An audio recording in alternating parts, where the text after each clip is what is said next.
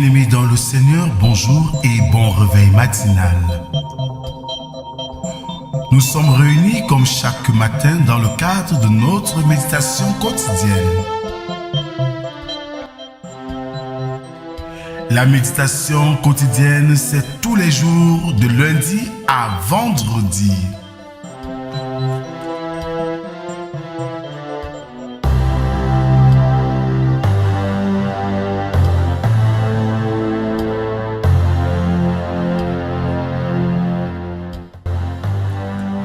À vous tous qui avez répondu présent, que la grâce, la paix et l'amour de notre Dieu soient et demeurent avec vous au nom du Père, du Fils et du Saint-Esprit. Amen.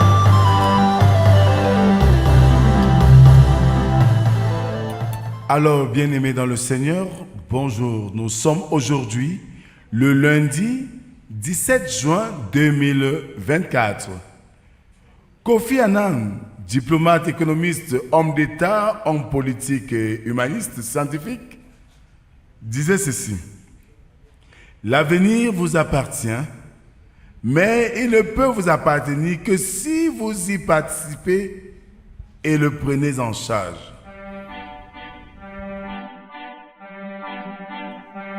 Ouvrons nos cantiques sur les ailes de la foi, numéro 598, intitulé « Jusqu'au bout, je veux te suivre ».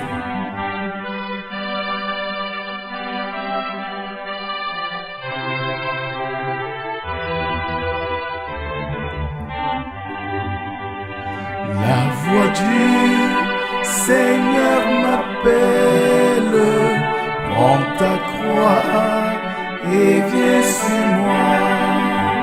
Je réponds, Sauveur fidèle, me voici, je suis à toi.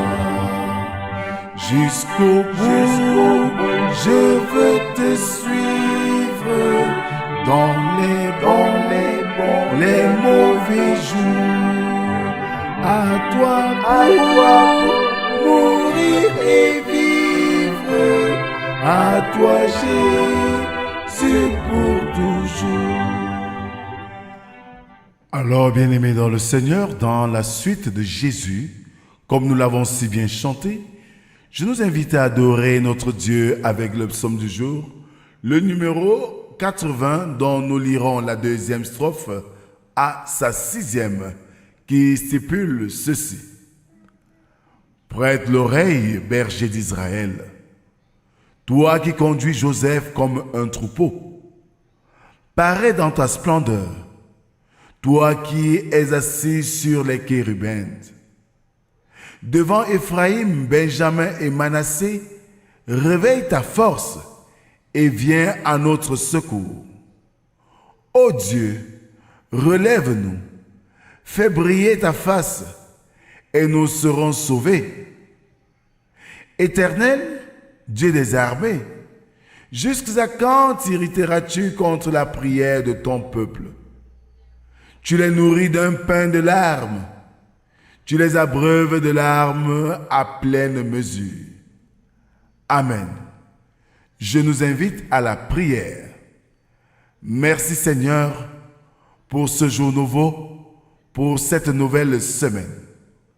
Nous te la confions, Seigneur, et t'invitons maintenant à nous accompagner à cet exercice de méditation de ta parole. Viens, Seigneur, parle. Nous t'écoutons. Amen. Ce matin, bien-aimés, nous méditons dans le livre d'Exode, chapitre 13, versets 17 à 22.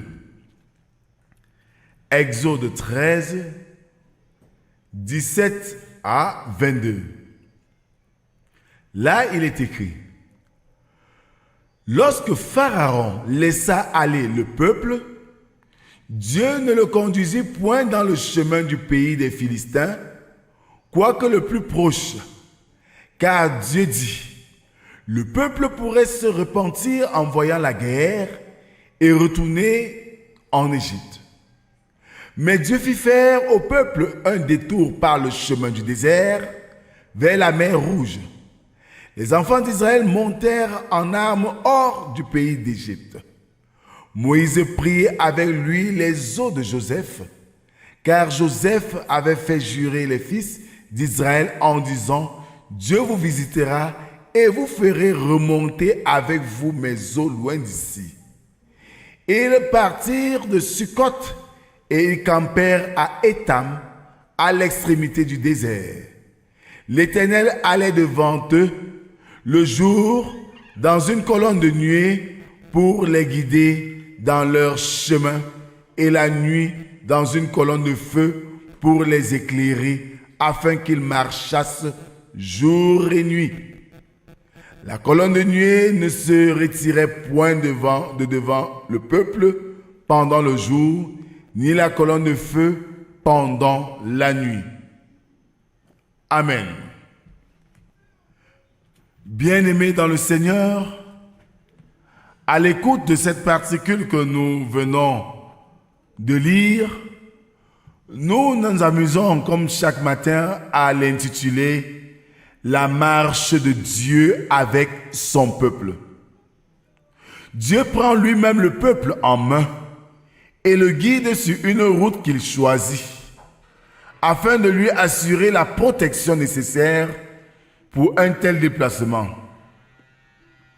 Il conduit le peuple, non par le chemin le plus direct, lequel passerait par le pays des Philistins et l'exposerait sans doute à des combats, mais par le désert, vers la mer des Jonques.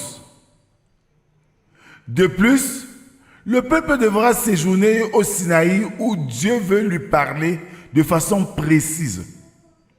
La mer de Jonques peut désigner la mer Rouge ou une région proche, notamment le golfe d'Aqaba.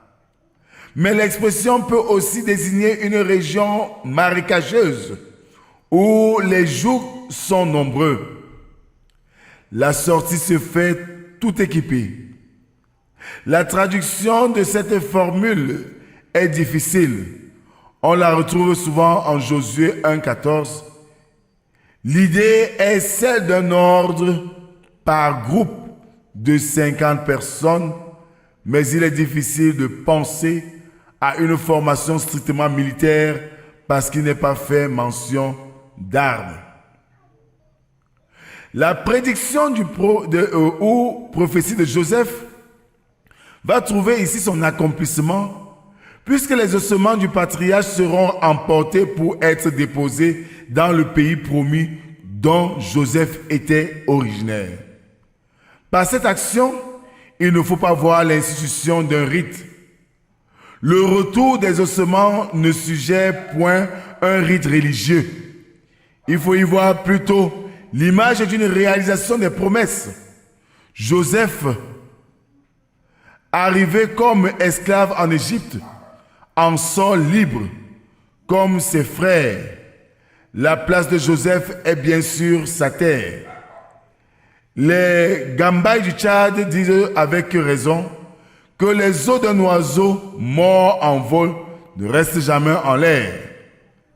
Par la colonne de nuée ou de feu qui les guide jour et nuit, Dieu manifeste sa présence permanente. Dieu se met en marche avec son peuple. Le précédent à la fin du livre d'Exode, c'est mieux symbole de la présence divine et constante de Dieu. Bien-aimés, au regard de tout ce que nous venons de dire, nous réalisons que Dieu est avec nous en tout temps et en tout lieu si nous l'appelons sur le chemin de notre vie. Nous comprenons aussi qu'en réalité, Dieu a des plans merveilleux pour nous, des plans de bonheur et non de malheur. Lui faire confiance est tout ce qu'il attend de nous pour nous conduire vers de verts pâturages.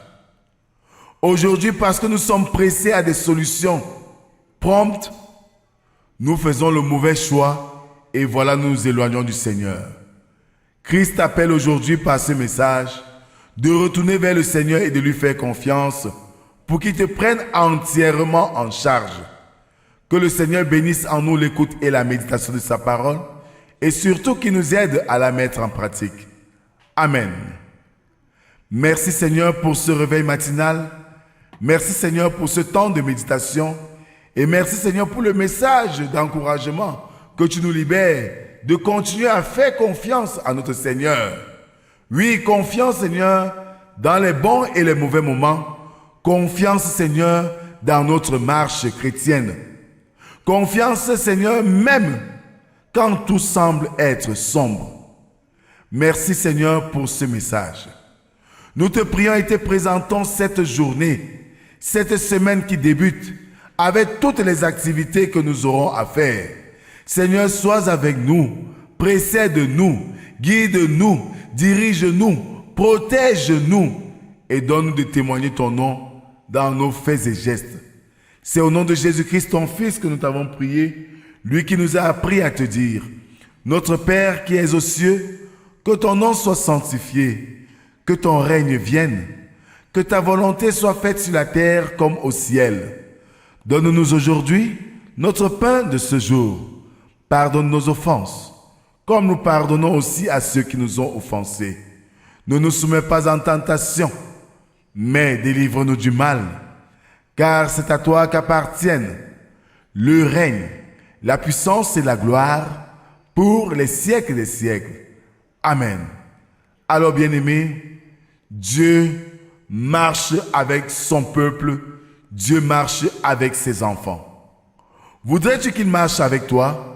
Saisis sa main tendue, respecte ses volontés, fais-lui confiance et il te prendra en charge. Que la grâce, la paix et l'amour de Dieu soient et demeurent sur chacun d'entre nous, au nom du Père, du Fils et du Saint-Esprit, un seul Dieu éternellement béni. Amen.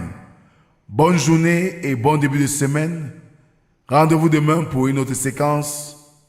Shalom, shalom, shalom.